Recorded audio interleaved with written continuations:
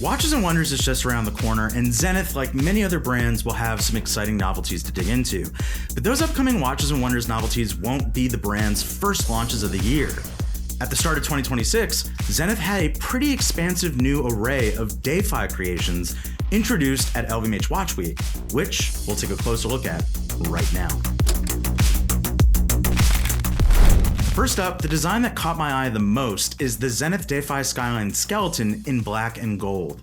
Being a new color execution, you still have a 100-meter water-resistant screw-down crown-secured 41mm case, 11.6mm thick, and 46.3mm lug-to-lug, which allows this watch to wear very well on wrists that would not normally sport pieces above 40mm.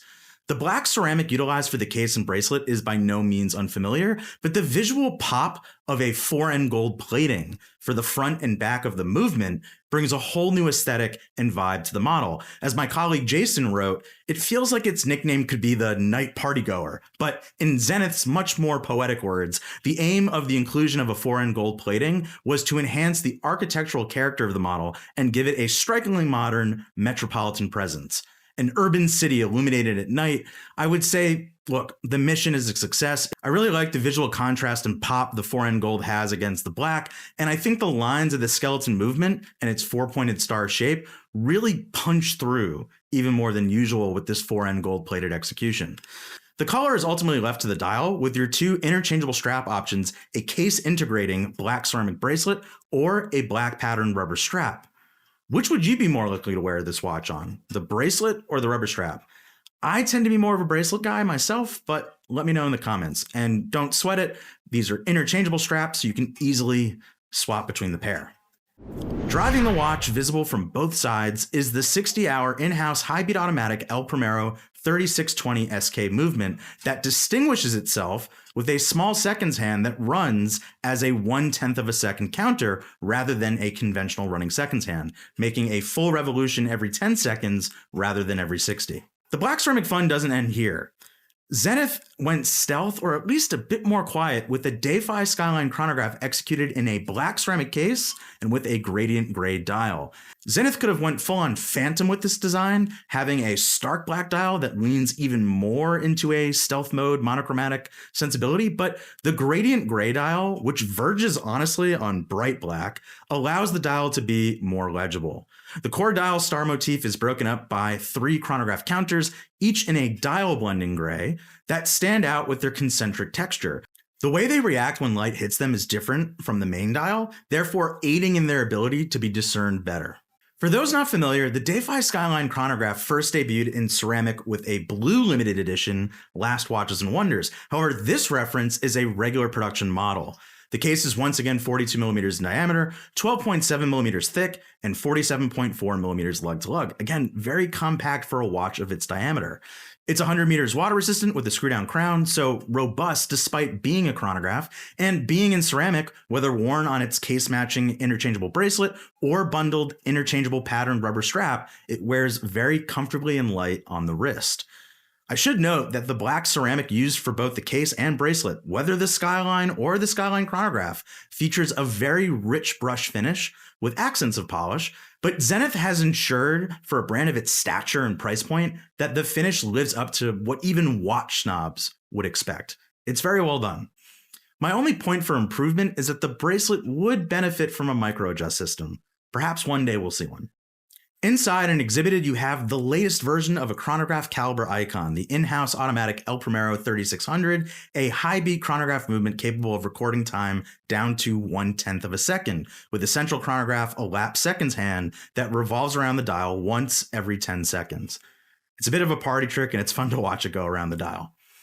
Few brands these days are committed to having continual updates in a wide range in the below 38mm segment. Zenith, however, has ample, uncompromised designs, 37mm or smaller. As an example, one such segment, the Defy Revival, has continued to see new variations over the last few years. This is the brand's pure, original, near one-to-one recreation of the original 1969 design that continues to influence the modern Defy today. Thus why we see that starry motif dial.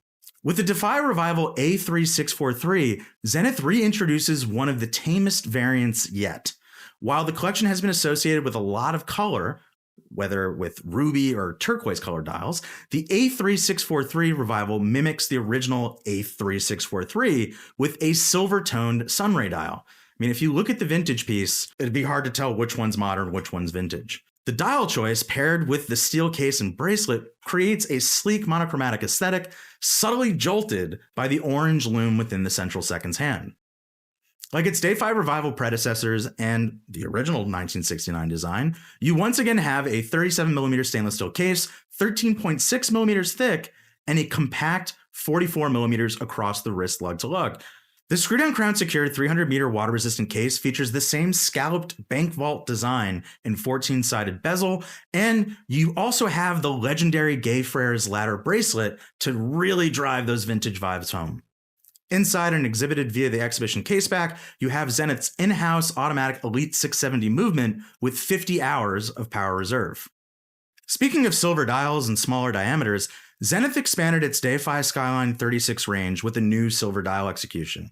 As some of you may already be familiar with, the Skyline dials feature a star motif pattern on the dial as a tribute to the original star logo found on the caseback of the 1969 Defy watch. Though the Defy Skyline and Defy Skyline Skeleton are by no means massive watches, the 36 offers a mid-size iteration that caters to those with smaller wrists or those who just simply prefer more vintage-like sizing. It measures 36mm in diameter, 10.3mm thick, quite slender for a sporty watch, and a very compact 40.6mm lug to lug.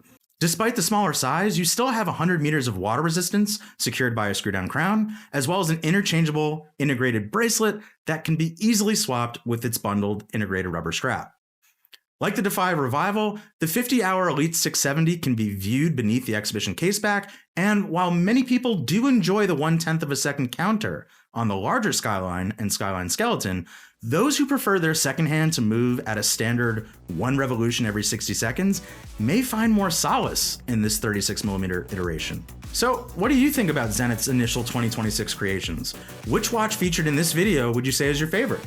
Let me know down in the comments. Full specifications and pricing can be found in the description below. Thank you so much for watching. Be sure to subscribe to the channel for all the latest watch news, reviews, and content. And as always, see you on the next one.